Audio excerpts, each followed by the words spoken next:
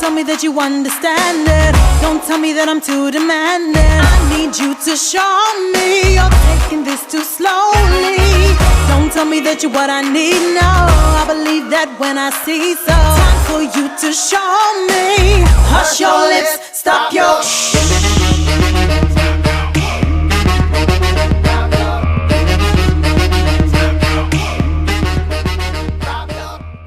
What's up, everybody? It's your girl Sunshine. This is day 3 and episode 9 of the Freightliner Classic XL video. I know y'all see me with this same shirt on. This is my work shirt, my get to the classic shirt. But I'm excited, you guys, because today Jason is about to head out on the road. He has a load of watermelons again that he has to deliver to Texas. But I wanted to include you guys in this specific details, especially since some of you guys are working on future projects for your Classic XL. And I wanted to share with you about removing the seatbelt buckets, bolts out of the floor of your truck, because I didn't see on YouTube. Nobody else showed us how to do this, even though it's really simple. But in my opinion, you're gonna need 2 people. So these are washers, flat washers. When you're removing the seat belts, let me turn the camera around. So you got 4 seat belts right here. 1, 2, 3, 4. Underneath the truck, you're gonna have these big old bolts going through that hole, okay? And you're gonna have a nut. You're gonna need a breaker bar or a torque wrench to break this nut. Have somebody hold it at the bottom while you take a ratchet at the top. Sorry, it's a bumblebee bothering me. Leave me alone. You're gonna have somebody at the bottom holding the nut, and then somebody at the top twisting this bolt out. That's how you get them. You got 4. They're underneath the truck. So in my opinion, use the skinniest person to reach up underneath the truck. That was my job. And use the other person for the top. Now, these bolts, seatbelt things come right up. Look how rusty and nasty they are.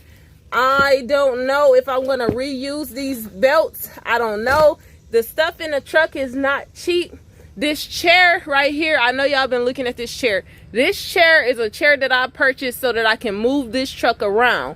Eventually, this truck will have new seats. I'm aiming for the legacy seats. But what I'm going to do is I'm going to keep these bolts for when I go to put the seat belts back in there. If I do need the bolt sizes, according to my new seats, I might not use this style of a seat. The new seats, I don't think it bolts from the floor. I think it just has the side from the chair and then the wall. I'm gonna try and remove this floor thing and install the floor without replacing this, or I might have to take this off. So I'm gonna look up a video and research how to get this box off and see if it's worth taking off to remove the floor, because I can slide wood in there and everything. So I'm gonna see how hard it is to remove the wall seat belt and putting it back together. I'm sure this is just like a case, maybe a flathead screwdriver or something will pop this off. But I just wanted to show y'all we are about to get down to the real business, and that's putting a floor in this truck. So I'm about to move everything, and I'm going to show you guys with this piece of rubber removed off of. I'm going to clean it all out and show you guys how it looks. So I got the floor liner out, and I would say it was filthy under here, and I actually found an old key. I thought it was to the truck, but apparently it's to another truck. And that just means that somewhere around here in this world, there's another truck being neglected like this. So let me show you guys what I have done so far. This is the floor. I swept it, but it still looks hideous. Now, it's trash. what I'm going to do, I found a whole bunch of, that's the foam and padding that came out of it, and the rubber, and these are my airlines. I took the bottom plate off. It's looking dusty and nasty. I'm probably gonna have to open that back up, expose it. That's my center.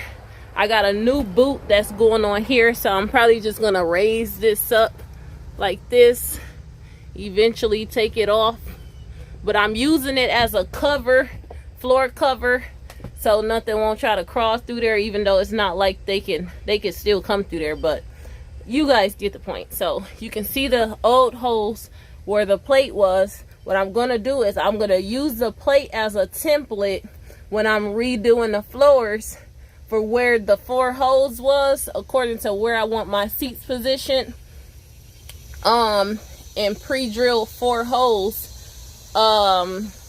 It's gonna be straight through the floor and straight through the wood pieces. So I don't, and then you got your seat belt holes, which I gotta figure out, are those going back there? If they are, I am gonna just go ahead and pre-drill holes through the wood before I put it down, so that if I have to put seat belts back in the same spot, it'll go right there. This is how much space I got over here. I'm probably gonna put a refrigerator right here, or I don't know what I'm gonna do with the floor space or whatever. It seems like, at first it seemed like I had a lot of floor space, but really I don't, since I kept my cabinets. But anyways, I'm undecided about this carpet right here. I'm gonna get it cleaned, like detailed, because at this point, when I ripped out that floor and saw how nasty it was, I really wanted to rip this carpet up. So what I'm gonna do is just go and have somebody detail it for me, as well as the carpet underneath there, because when I lift that up, it was a whole bunch of dead ladybugs in there, and which was gross, and my interior is getting all jacked up doing this. But don't worry, you guys, I'm gonna straighten this up. So what I'm about to do is start spraying, just for my sake. I'm gonna spray this, hit this with some apple cider vinegar for bacteria, as well as some bleach, and I'm gonna let it sit and marinate, like how we do with our tubs.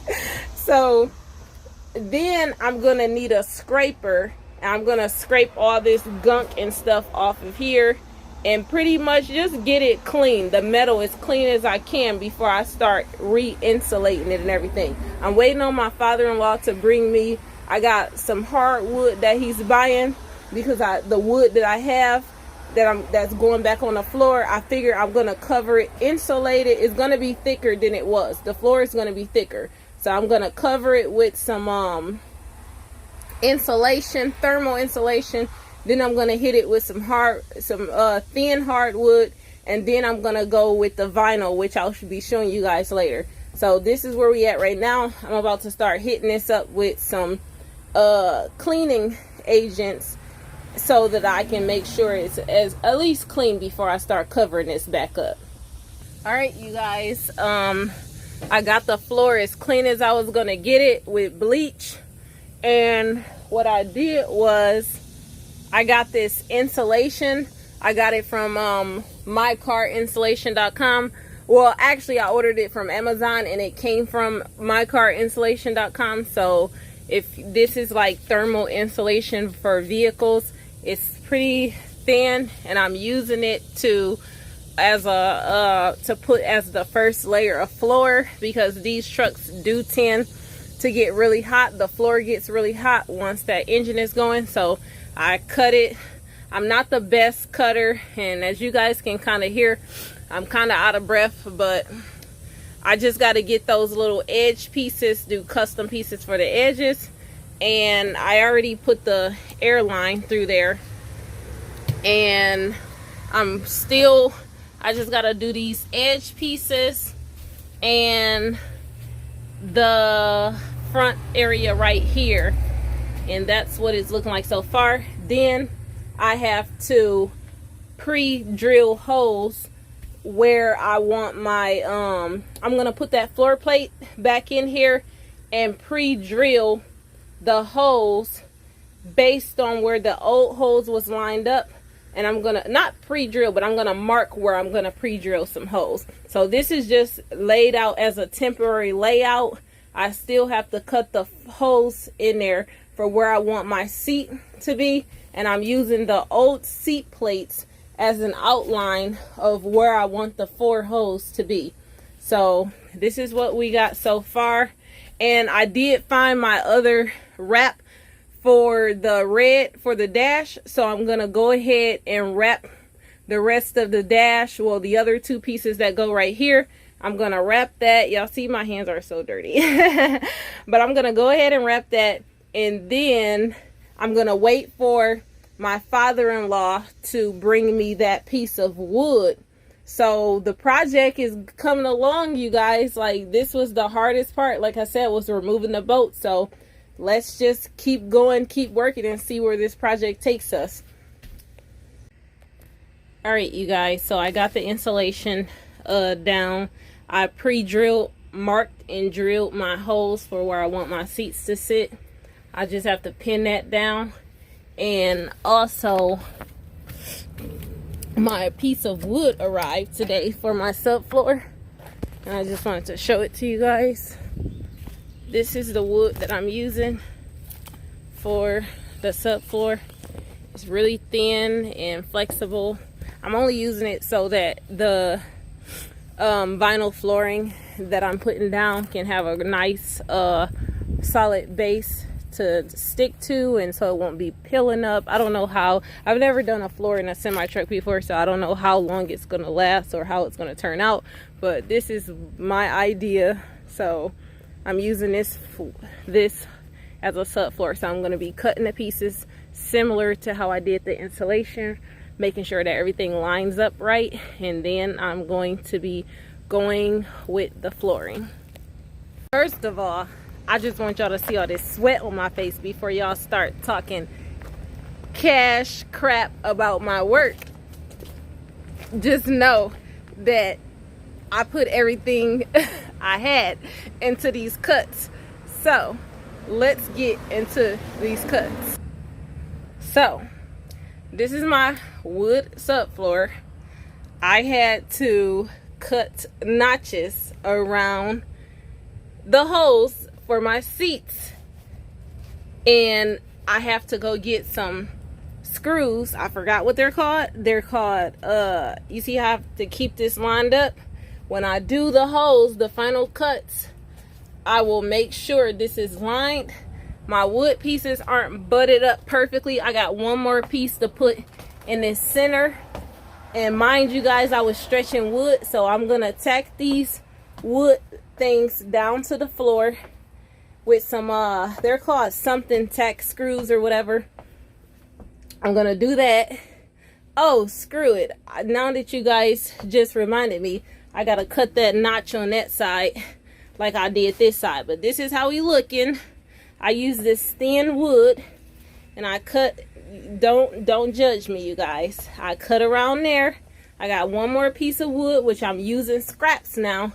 I only had one piece of wood, so this is what I can't recut. I know I got spaces, but hey, that wood is gonna float right on over here, and it's gonna be all right, you guys. Half of this stuff is gonna be covered up. Them corners, them custom cuts, I wasn't doing that, y'all. So I'm going to do my best, try to fill that stuff in with some wood pieces. They call it something screws, something tap screws. Somebody's gonna remind me and show me what it is. I'm gonna put those down, and then we're gonna go over with this floor. I don't got time for this. I secured my airline. I cut my little holes for my airlines on both sides. This ain't gonna look perfect, but this is the best that I can do. I made sure it slid right on across with that piece of wood. Now I gotta put a little custom piece right here that'll slide on around there. I'm trying to decide whether I want to do that today or do it on Monday, but I do have a break right now. My daughter is asleep, so I might go ahead and cut this little last piece in and slide it on in there. Let me see what kind of wood I got left over and see what I'm gonna do. You guys, I've been working on this project. It's 91 degrees outside. I'm sweating. I'm using a circular saw and I use a circular saw and an oscillating saw to do those custom cuts. Let me show y'all my tool I got over here. I got this oscillating saw that I use to cut those little burnt up cuts y'all see over there. So I couldn't do it perfect. I'm doing my best, and this is how it's looking, y'all. The Freightliner Classic XL floor. Now let me see how much wood I got left over, because they only brought me one piece of wood. So looks like this little piece right here is just gonna have to do it. Whatever it covers up, whatever it doesn't cover, this little piece of wood is going in that center. So I'm about to see if I could quickly do that custom cut, and that's gonna be it for the wood, you guys. This is it for today. I got that piece in. I gotta get these little screws that I cut off out of this circle. I'm gonna do that later. But other than that, I mean, I can do the floor, go with the floor still. But this is what I got. I gotta secure these down. I gotta wait until Monday for the hardware store to open so that I can get those special kind of screws. I'm gonna cut a little notch out up under here so that I can access the seat belt buckle like how I did over there, and then it'll be time to lay the hardwood. I'm still undecided yet on whether I should put some wood pieces right here, but so it can be even and I won't have any issues. But we're gonna deal with that once we get to it. I do have a little bit of leftover scrap wood to spare. It's not much, but that's all I have. That piece and that piece right here. So what I'm gonna do is grab these pieces and I'll keep them for later because I might use them. But the problem is when you're doing wood for that part of the truck, you gotta bend it a special way anyway. So I'm gonna throw this over there, and that's gonna be the final. This is all the junk I threw out of here today. This is what we got. My holes for the seats. It looks like we're making progress, you guys. This is the end of episode 9 of flooring.